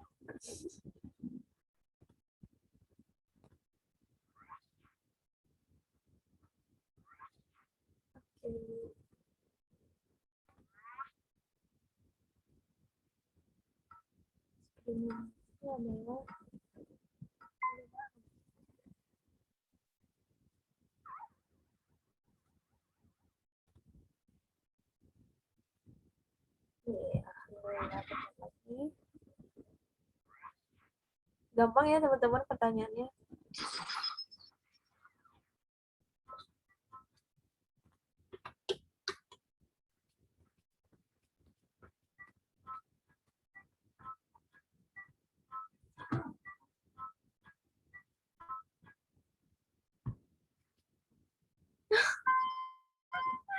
Minus 100 poin.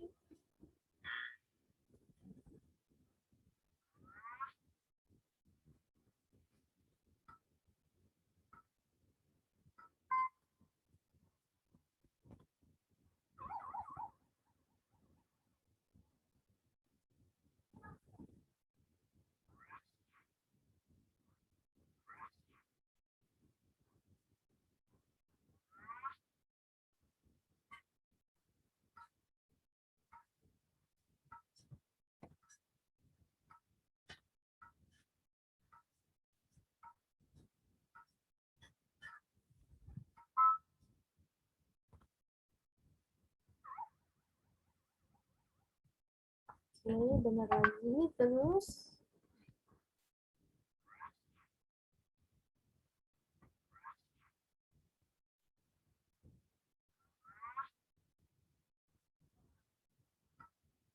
Nanti benar-benar.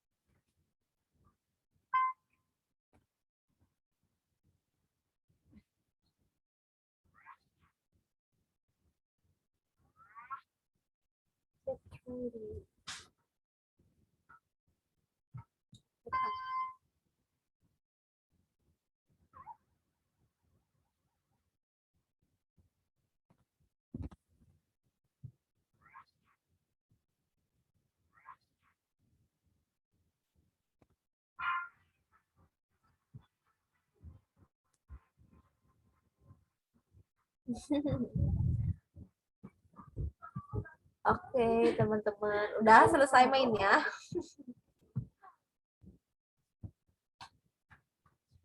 Udah teh. Ya, oke. Kita coba lihat ya.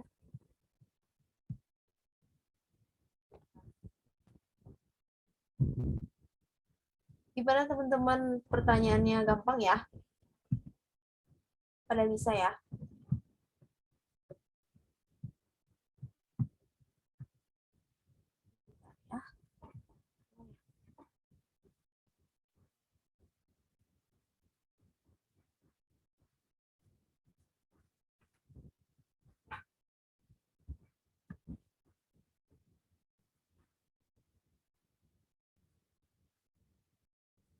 Oke, Tenopi bisa mungkin dilihat skor tertingginya nanti kabarin ke aku ya.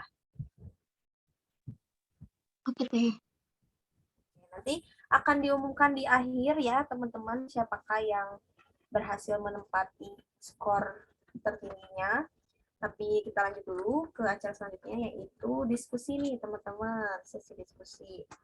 Buat teman-teman yang masih ingin atau masih ada yang belum paham atau misalnya ada yang ingin dikonfirmasi gitu ya oleh Teh Ulfa, boleh silahkan membuat pertanyaan, dikirim bisa dari chat Zoom atau misalnya mau langsung mengaktifkan mic-nya boleh, silahkan. Di sini kita buka dulu sesi 1 kurang lebih mungkin 2-3 pertanyaan ya. 2-3 pertanyaan dulu. Silahkan pada teman-teman. Ada yang mau bertanya? Dapat door prize. Nah, ya, jadi yang bertanya dapat door prize. Oke, Teh Atina angkat tangan. Silahkan. Iya. Kedengaran nggak suaranya? Terdengar? Terdengar. Oke. Yang mau nanya Sylvia. Oh iya, Sylvia.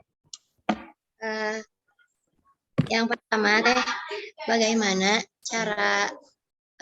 cara kita agar tetap kuat iman dan tidak tergerus arus di kayak tadi kayak pacaran terus ihtilat yang tadi kayak gitu. Terus yang kedua kan tadi solusi sempurnanya adalah menerapkan sistem pendidikan Islam, tetapi harus menerapkan sistem Islam terlebih dahulu. Sistem Islam terlebih dahulu, tetapi kan di kita bukan negara Islam. Jadi bagaimana? Itu aja teh. Syukron. Oke. Teh Ulfa mau dikumpulin dulu atau langsung jawab aja? Langsung aja Pak ya, langsung jawab dulu. Silahkan. Ya, bismillahirrahmanirrahim. Tadi ya, bagaimana kita supaya kita tidak mudah tergerus. Yang pertama ya, Yang pertama kita harus ini dulu, kuatkan dulu akidah kita. Makanya kenapa dalam sistem pendidikan Islam itu akidah itu adalah yang pertama dipelajari gitu ya, bukan dipelajari lagi tapi ditanamkan. Kalau yang namanya ditanamkan itu kan berarti benar-benar tertanam gitu ya di dalam diri kita gitu. Sehingga ketika akidah kita itu kuat, maka tadi gitu ya, kita itu akan terbentuk rasa takut kepada Allah. Ketika kita itu ada rasa takut kan pasti kita tidak ingin ya masuk neraka, kita inginnya masuk surga. Maka kita akan senantiasa melaksanakan perintah Allah dan menjauhi larangan Allah. Seperti itu. Itu gitu ya yang pertama. Yang kedua, kita harus memiliki lingkungan yang positif gitu ya, lingkungan yang Islami. Makanya harus ikut kajian-kajian Islam gitu. Terus juga bergaul gitu ya. Bergaul dengan orang-orang yang memang mengkaji Islam. Seperti itu karena lingkungan juga mempengaruhi. Itu tuh sangat mempengaruhi itu lingkungan itu. Walaupun misalnya hal-hal yang sepele misalnya tentang pemikiran-pemikiran apalah gitu ya, itu tuh bisa mempengaruhi itu ya lingkungan itu. Gitu makanya harus diimbangi dengan lingkungan yang Islami gitu. Contohnya apa? Contohnya ya seperti komunitas gitu ya. Kita misalnya ikut komunitas-komunitas yang Islami gitu ya, yang mengkaji Islam gitu. Contohnya sahabat Nisa ini gitu ya, atau sahabat taat muslimah. Nah, itu juga merupakan salah satu komunitas Islam ya, Islami gitu. Seperti itu mungkin. Ya. Terus tadi ada yang kedua ya pertanyaannya. Nah, pertanyaan yang kedua itu, jadi kalau misalnya kita itu harus, tadi apa sih? Oh ya, sistem pendidikan Islam itu harus diterapkan. Kalau misalnya ingin menerapkan sistem pendidikan Islam itu berarti harus sistem Islamnya yang diterapkan. Sedangkan negara kita itu seperti ini. Nah, itu sebenarnya tugas kita gitu ya, tugas kita untuk menyadarkan masyarakat yang lain gitu, karena masyarakat ini masih banyak yang belum mengerti gitu, jadi menganggap kalau penerapan hukum-hukum gitu yang salah itu karena salah pemerintah, karena salah orang-orangnya gitu yang ada di pemerintah. Salah sih milih orang ini di pemerintah, salah sih milih orang ini, salah.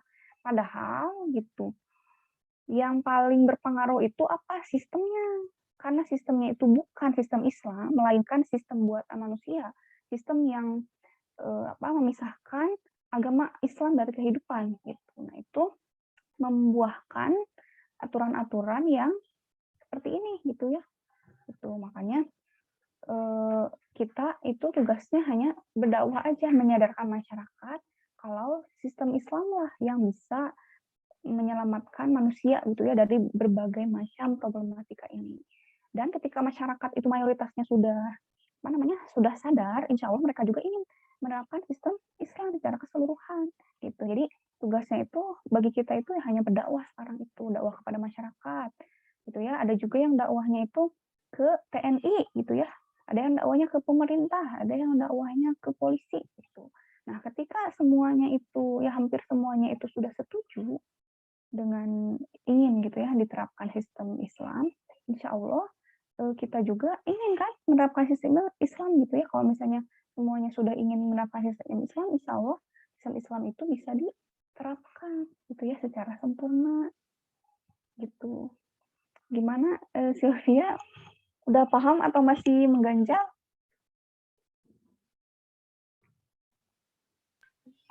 Insya Allah sudah paham Teh. Alhamdulillah ya. Baik, terima kasih kepada Sylvia ya sudah memberikan pertanyaannya. Terima kasih juga kepada Ulfa sudah memberikan jawabannya juga. Waktu kita masih banyak teman-teman, silahkan siapa lagi yang ingin bertanya. Nanti akan dipilih pertanyaannya yang pasti semuanya bagus ya pertanyaannya. Yang paling mengena ke hati mungkin ya. Kita lihat siapa. Silahkan teman-teman, masih ada waktu bagi yang ingin bertanya. boleh lewat chat Zoom, malu nggak mau Mm-mm. bicara misalnya teh ya, boleh lewat chat Zoom. Emang enggak teman-teman yang lain ya, kalau ada yang mau ditanyakan, misalnya tadi ada yang apa gitu ya nggak ngerti, tanyain aja ya. Mm-mm.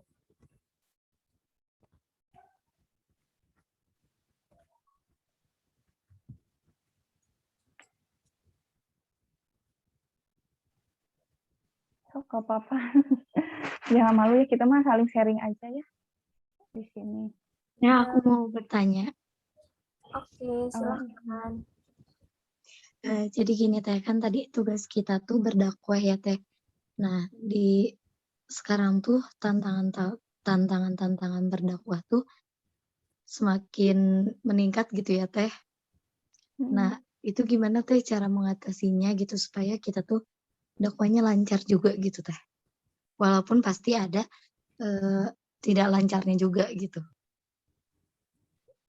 Mantap, luar biasa. Silahkan Teh Ulfa. Ya, rintangan di sini maksudnya lebih kemana ya? Kalau misalnya boleh tahu. Seperti gimana ya Teh? Jadi kurang diterimanya oleh mad'u kayak gitu Teh. Ya. Atau misalkan seperti kayak pemerintah sekarang kalau misalnya ada ustadz-ustadz yang dakwah sering ini gitu kayak kejadian kemarin kan masjid sampai ditutup kayak gitu Teh.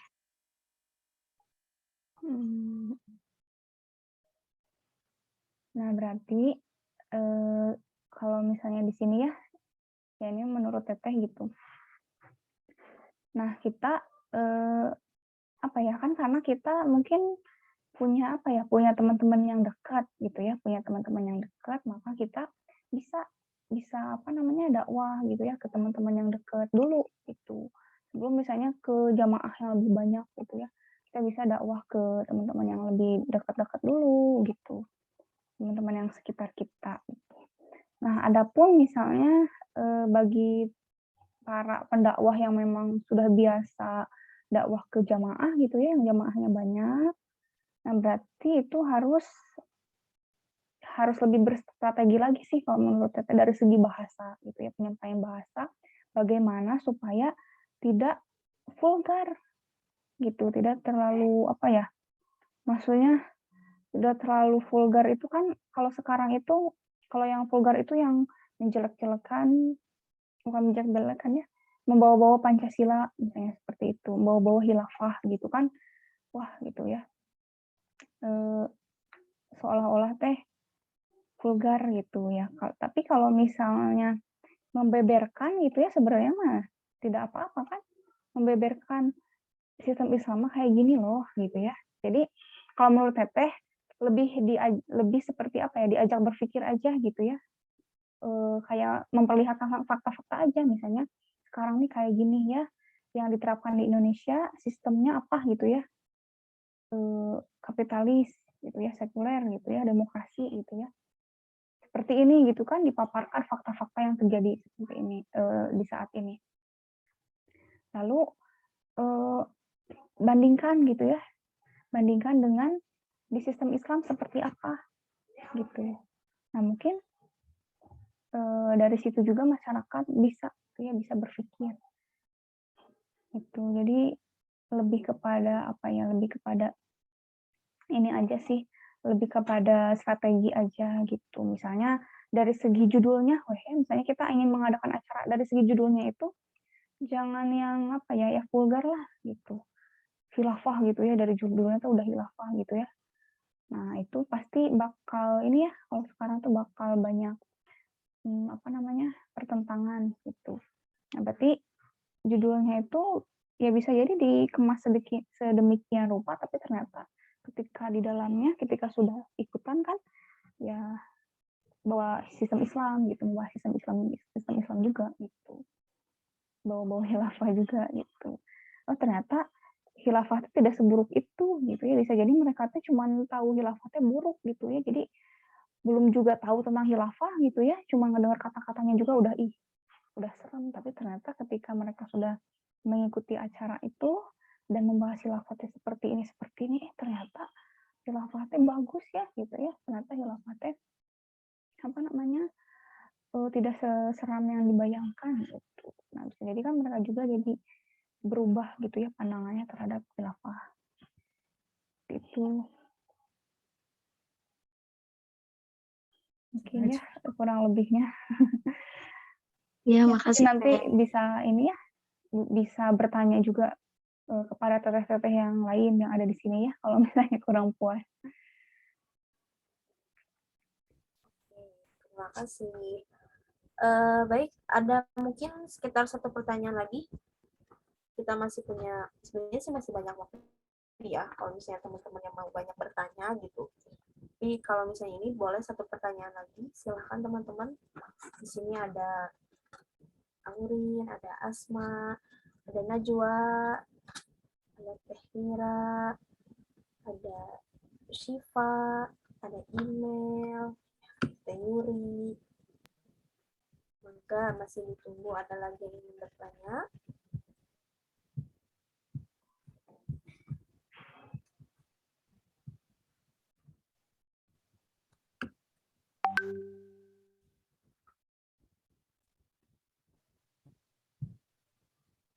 Ada teman-teman? Sebenarnya tadi udah 3 pertanyaan ya, karena sama Silvi 2 pertanyaan. Nggak apa-apa sih teman-teman. Kalau ada yang mau bertanya lagi boleh banget. Silahkan.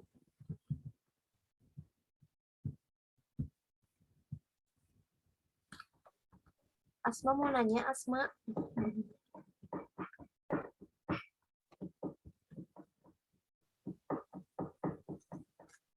Firly mau nanya, Firly.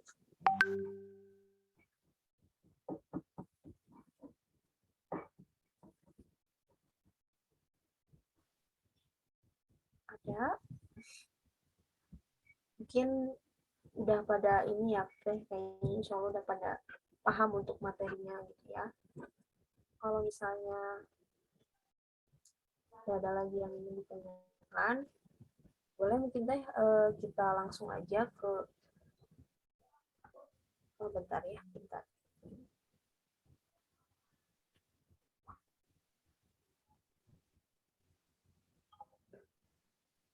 Oke, teman-teman, tadi kita udah sama-sama ya melalui sesi diskusi. Terima kasih sekali lagi saya ucapkan kepada teman-teman yang sudah memberikan pertanyaannya.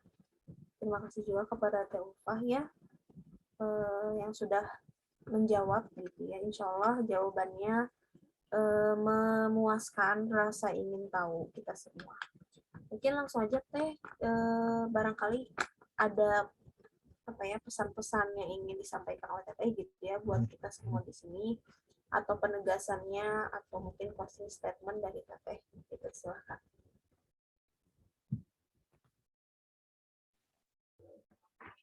Ya, mungkin intinya ya dari pembahasan yang tadi ya, Teteh mungkin ulangi lagi gitu. Jadi pelecehan seksual yang terjadi itu, kenapa bisa terjadi seperti itu? Ya karena tidak diterapkannya sistem Islam itu. Nah, sistem selain Islam ini justru apa namanya seperti mengundang gitu ya, mengundang pelecehan-pelecehan seksual ini. Makanya bisa terjadi seperti itu. Jadi memang satu-satunya solusi untuk apa namanya untuk menutup pelecehan seksual itu ya hanya dengan menerapkan sistem Islam itu, sistem pendidikan Islam, dan itu sistem pendidikan Islam itu harus di bawah sistem Islam gitu, karena tidak bisa kita menerapkan sistem pendidikan Islam tanpa sistem Islam gitu. Ya kayak gitu mungkin. Oke, takbir. Allahu Akbar. Belum pada siap, nyalain dulu. Mic-nya nyalain dulu, so. Kita cobain takbir ya. Nyalain, ayo. Pesantren juga, Afif. Yuk, siap ya. 1, 2, 3. Takbir. Allahu Akbar. Oke ya, luar biasa, baik. Terima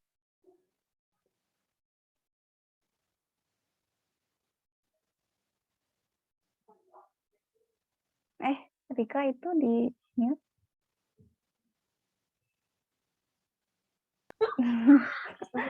Kok di mute sih? Aduh, maaf ya. Baik, terima kasih kepada Teh Ulfa sekali lagi. Jazakillah khairan kasiron atas waktunya, atas ilmunya. Luar biasa ya, insya Allah bisa menuntaskan rasa ingin tahu kita pada tema kali ini, kemudian juga bisa menambah sakofa atau pengetahuan kita terhadap agama kita gitu ya, karena bagaimanapun agama kita ini menuntut untuk selalu apapun itu menggunakan ilmu kayak gitu ya, termasuk merespon hal-hal yang terjadi di masyarakat gitu. Ini juga kita dituntut oleh Islam gitu, bahwasanya penanganannya juga harus berdasarkan atau sesuai dengan Islam gitu, nggak bisa sembarangan gitu ya. Makanya kenapa di sini mengkaji Islam itu menjadi penting gitu, karena ya tadi gitu, ketika memang ada hal-hal, salah satunya tentang Permendikbud ini gitu ya kan, ternyata kalau kita telisik tadi juga ada salahnya juga gitu, ada kelirunya, ada yang ketidaksesuaiannya juga dengan Islam kayak gitu. Nah, jadi buat teman-teman semangat, nanti harus gabung lagi ya gitu ya di forum-forum seperti ini gitu, karena insya Allah bermanfaat banget ya. Oke, sebelum ditutup pengen diumumkan dulu nih siapa saja yang berhak mendapatkan hadiah dari panitia gitu ya. Hadiahnya nanti bagi yang disebutkan namanya silahkan untuk, kalau misalnya, oh ya diingatkan lagi udah diisi Google Form-nya teman-teman, jangan lupa. Buat yang dapat hadiah juga nanti dihubungi nomornya, makanya harus isi Google Form-nya. Yang pertama yang mendapatkan door prize, yang pertama adalah yang tadi menang di kuis Word Wall ya, susah banget guys. Nah, jadi di Word Wall ini yang menang, yang peringkat pertama ini adalah selamat kepada saudari Asma ya. Asma ini poinnya adalah 1130 poin ya. Jadi peringkat pertama. Selamat Asma. Oke, nanti Asma dihubungi ya. Lalu yang mendapat door prize kedua adalah tentunya sudah pasti Sylvia ya. Selamat kepada Sylvia ya. Nanti nomornya dipinta ya. Kemudian yang ketiga adalah selamat kepada Teh Afif Nur Latifah ya, dapat juga alhamdulillah. Oke, jadi selamat ya teman-teman, nanti insya Allah dihubungi oleh panitia. Hadiahnya memang tidak seberapa, tapi insya Allah itu sebagai salah satu bentuk penghargaan gitu ya atas partisipasi teman-teman di sini. Mungkin kita lanjut acara selanjutnya, yaitu sebelum ditutup kita akan sama-sama mendengarkan lantunan doa yang akan dibacakan oleh Teh Aurin. Teh Aurin sudah siap? Ya, Teh. Oke, kepada Teh Aurin dipersilahkan.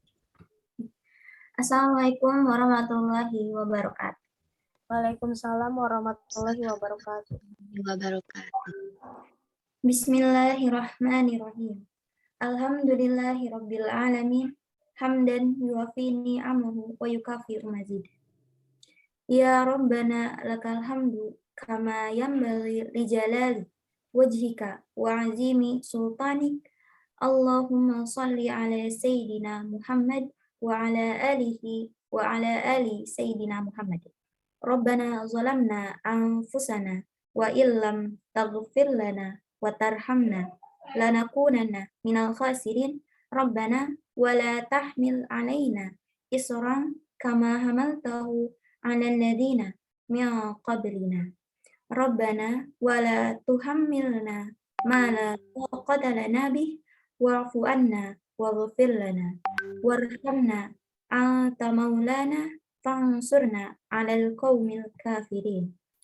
Rabbana ighfir lana wa liwalidayna wa li jami'i muslimin wal muslimati wal mu'minin wal mu'minatil ahya minhum wal amwat innaka ala kulli syai'in qadir. Rabbana atina fid dunya hasanah wa fil akhirati hasanah wa qina azabannar. Allahumma inni nas'aluka khilafatan rasyidatan ala minhuma min haji nubuwati tu'izzu bihal islama wa ahlahu wa tuzillu bihal kufra wa ahlahu innaka ala kulli syai'in qadir. Wassalamualaikum warahmatullahi wabarakatuh. Waalaikumsalam warahmatullahi warahmatullahi wabarakatuh. Ya, terima kasih kepada Teh Aurin yang telah melantunkan doa kepada kita semua. Semoga teman-teman selalu sehat ya, semangat gitu. Jangan lupa untuk selalu hadir. Jadi forum-forum seperti ini tuh selalu ada teman-teman sebetulnya di Sahabat Nisa X Sahabat Muslimah ini gitu ya. Kita juga punya program per minggu, yaitu Sabtu. Setiap Sabtu malam ini ada sharing tentang tema-tema yang tentunya berkaitan dengan remaja ya. Jadi kita nggak mengemas Islam ini kaku dalam artian hanya buat ibu-ibu pengajian misalnya ya, atau pengajian mah tunduh gitu ya, enggak gitu ya. Insya Allah kita selalu mengemas hal-hal ini tuh dengan apa ya, menarik dan sesuai dengan umur kita yang masih pada remaja gitu ya. Jadi insya Allah kedepannya akan ada tema-tema menarik yang akan kita bahas, yang tentunya penting perlu diketahui oleh teman-teman supaya bersikap secara benar berdasarkan Islam seperti itu ya. Jadi sekali lagi terima kasih atas partisipasinya dalam forum ini. Jazakumullah khairan katsiran. Insyaallah nanti kita akan bertemu kembali. Mohon maaf atas segala kekurangan dan apabila ada kesalahan, yang benar dari Allah dan salah dari diri saya sendiri. Saya mewakili kru yang bertugas pamit undur diri. Terima kasih semuanya teman-teman. Kita tutup dengan doa. Kita istighfar dulu. Astagfirullahaladzim. Doa akhir majelis. Subhanakallahumma wa bihamdika asyhadu an la ilaha illa anta astaghfiruka wa atubu ilaik. Walhamdulillahirabbil alamin. Akhirul kalam. Wassalamualaikum warahmatullahi wabarakatuh. Lupa. Foto dulu katanya. Maaf ya. Maaf. Foto dulu. Boleh dinyalakan ya kameranya. Foto ya biar update. Enggak biar update juga sih. Boleh, silakan teman-teman dinyalakan kameranya. Firly, Azmi, Afif, Asma, Najwa, Teh Mira, Teh Yuri. Ya, silakan. Oh, lagi pakai kerudung dulu kayaknya. Kalau kajian pakai kerudung ya, harus menutup aurat biar bagus. Silakan ditunggu.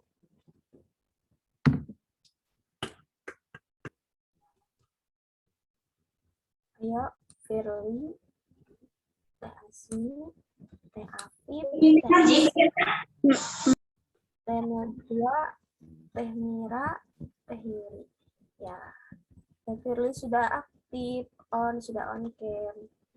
Teh Asma, mana? Teh Najwa, Teh Mira, Teh Yuri. Kita tunggu teman-teman. Nanti akan mungkin langsung diserahkan aja ke operator kali ya. Teh Asmi ya. Diarahkan aja.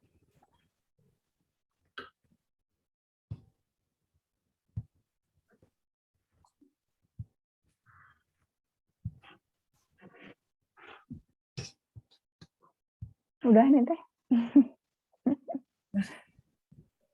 Udah Ayo, semuanya. Teh Asma. Nggak akan on cam.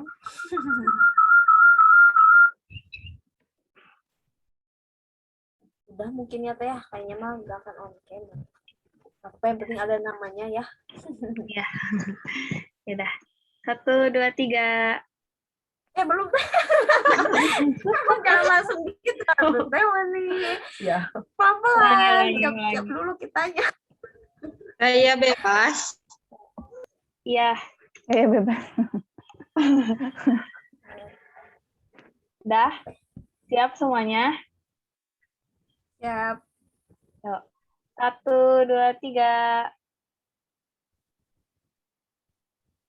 Dah. Yang lupa yang izin off cam nggak apa-apa. Lagi deh. Lagi. Ganti gaya.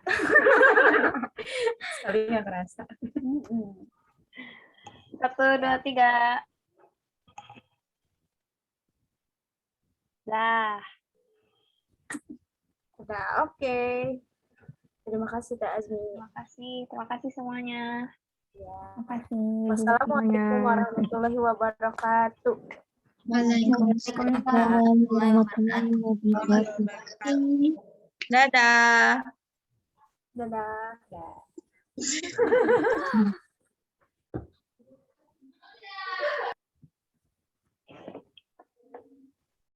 Terima kasih ya teman-teman semua atas waktunya dan pengorbanan kuotanya.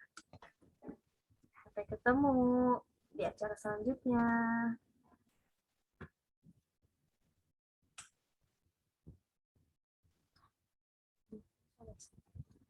Langsung evaluasi teh.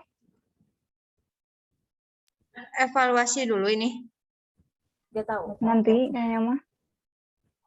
Oh nanti. Mm-mm. Oke. Hari Tutup ya. Siana nggak ada ya? Nggak ada. Nggak ada.